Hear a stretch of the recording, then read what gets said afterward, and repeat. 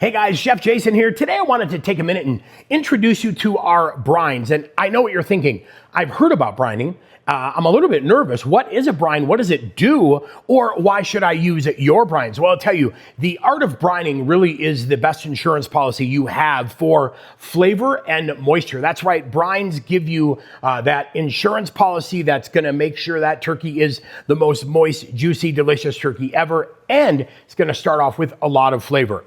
At the core of what a brine is, it's really salt, sugar, spices, herbs, and aromatics. You take that solid, turn it into a solution, then your turkey gets a bath. That's right, it's getting a bath in the most flavorful bath water there is. We have our chef's brine, which is very neutral, right? Sweet, savory, herby, and delicious. We've got our Bayou brine, which is Cajun-inspired, deep and robust with some black pepper, but it's not spicy. So two really nice brines to get you started. Our brines are different because guess what? We don't use artificial ingredients. There's no gluten. There's no MSG. There's no junk in here. Just good, clean fun to brine your turkey or maybe some chicken or maybe even pork.